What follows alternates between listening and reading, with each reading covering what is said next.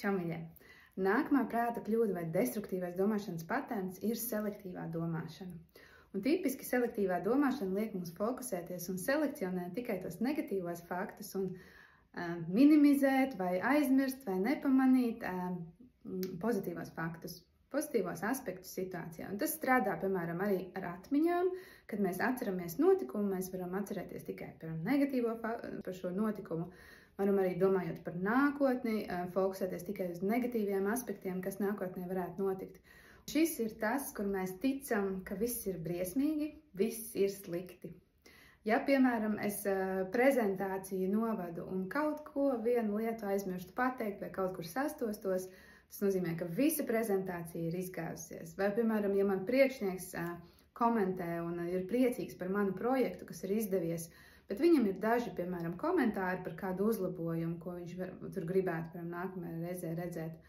Mēs arī tā kā viss, tas ir slikti, mēs fokusējamies tikai tiem negatīviem komentāriem. Vai, piemēram, saņemam atzīmi 7. ja, nevis 9. vai 10. kā cerējām, tad mēs fokusējamies uz testā, kur bija tās mūsu kļūdas. Ja, nevis visu to labo, visas tās zināšanas, kas mums ir, ja, visu to, ko mēs tur pareizi atbildējām. Šis rada lielu trauksmi.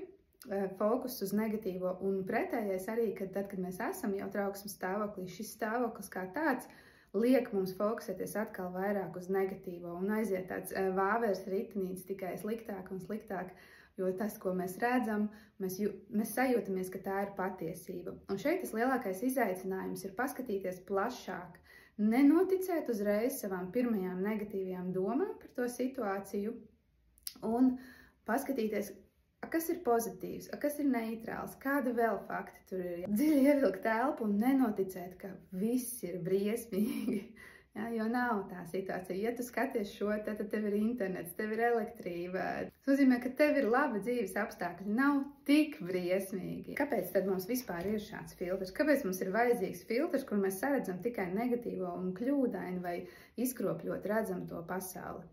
Pieņemsim, ja tev ir partneris, kas ir vardarbīgs.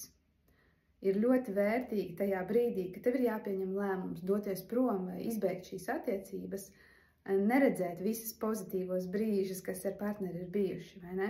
Jo tad tu nespēsi pieņemt to lēmumu, tu nespēsi aiziet no turienes, ja, tu sāks izsvērt. Dažreiz viņš ir vajadzīgs, ja, šis mentālais filtrs. Principā mēs darām to tādēļ, ka īstermiņā šī selektīvā domāšana var likt mums justies bišķiņ labāk.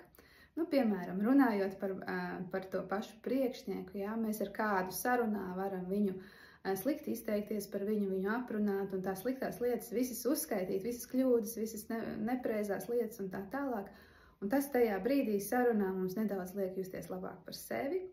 Un otrs, ko tas var izdarīt, tas mums iedod attaisnojumu, varbūt necensties vairāk, varbūt nākamreiz to projektu tik daudz laika neieguldītu. Ja? Tā ir tāda neliela atruna priekš sevis, ka, nu jā, viņš taču ir tāds, vai ne? Un arī runājot par sevi, ka mēs sevi noliekam, atrodam tās sliktās īpašības, viss, kur mēs esam kļūdījušies, tas pat īstenībā kādā brīdī var būt ļoti patīkami, jo man nav jāiet tām bailēm cauri un tām grūtībām cauri, lai mainītos, lai kļūtu labāks, lai sevi uzlabotu, risinātu, iet pašizaugsmē vai tam līdzīgi. Ja? Un patīkam arī ir tad, kad, piemēram, mēs vienu grupu noliekam, nu, piemēram, politikā, ja? Mums balsojam par vienu partiju, un tie otri, tie pārējie, tie ir tie sliktie, tie dara visu nepareizi. Tie mēs redzam visas kļūdas, bet savējie mēs redzam, ko viņi labi izdarījuši, kādi viņi tur krietni cilvēki un tā tālāk. Un mums ir laba sajūta, ka mēs piedaram pie tiem labajiem, pie tās labās grupas un tos sliktos mēs varam, nu tā kā tie ir pretējie, ja? Mēs sajūtamies par sevi labi.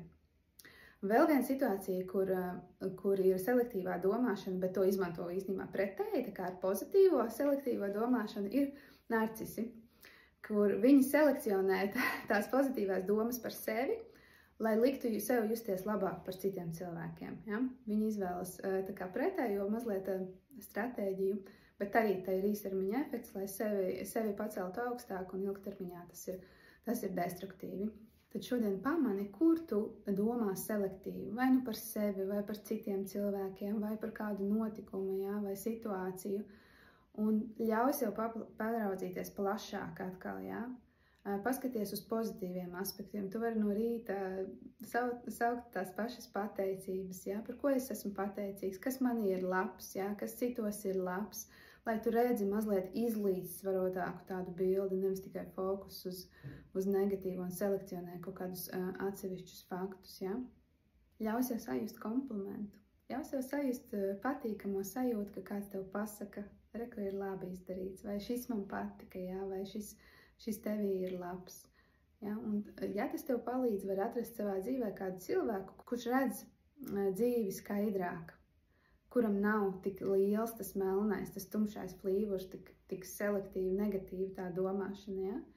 Un paraugies vai parunā ar viņu, ja? Paraugies, kā viņš redz, kas ir no viņa skatu punktu. Galvenais, mēģini atdalīties mazliet no savām domām. Sajūti un saproti, ka nevienmēr tās ir realitāte. Jo kaut gan dažreiz šķiet, ka ļoti, ļoti ir realitāte un ka tās ir patiesība un ka viss ir tiešām slikti, ja? Vai tiešām, ja? Tad, kad mēs sākam domāt citādāk par lietām, tad lietas pašas sāk mainīties. Sāc apzināties un saprast, ka tas, kā tu domā par lietām, ir īstenībā tikai tava perspektīva. Tas nav visa kopējā bilde. Un to tu vari ietekmēt. Savas domas var ietekmēt un līdz ar to, kā tu jūties par šiem notikumiem un apstākļiem. Tā noteikti izdosies.